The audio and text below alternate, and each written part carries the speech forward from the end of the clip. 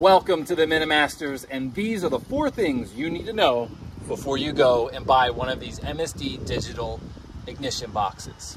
So, thing number 1, you can install this on a completely stock engine. So just to dive into that a little bit further, you can install it without having to upgrade to the MSD Dizzy, the wires, or the ignition coil. You can use everything stock. I think the reason why a lot of us think you need to upgrade to the entire MSD lineup is because oftentimes the box is combo packaged together with the MSD distributor cap rotor, ignition coil, and wires.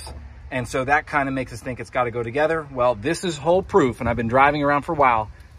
All you need is the box. Thing number 2, you can install this ignition box on the engine as a plug and play kit if you buy the MSD harness part number 8874. That's this one right here. And basically it allows you to plug into your stock ignition coil, and then of course the stock harness that usually plugs into the ignition coil. So let's just say in the event the box fails, which we'd hate for it to happen, you can literally just unplug these leads here, plug it back into your system, bypass the box, and you are good to go. It also makes it that much easier to install the entire system. Thing 3, first subscribe before I tell you. Thing 3 is this delivers 2 major benefits to your engine. So the first major benefit is it lengthens the duration of your spark, or gives you multiple hits off the spark. There's some mixed feedback as to which one it does, but it accomplishes the same thing.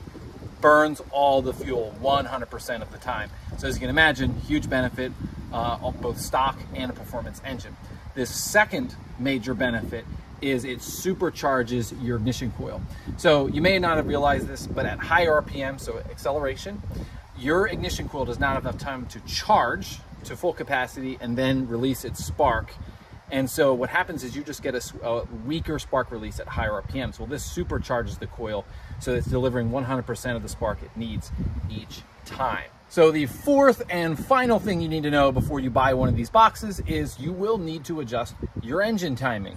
So when I installed the box, got everything up and running, pointed the timing light down, and I saw that the timing was about 5 to 7 degrees off. Basically, instead of being like 10 or 11 degrees before top dead center, which is how I like to have it, it was that much closer to top dead center. So keep that in mind when you install this box. And that's it, guys. See ya.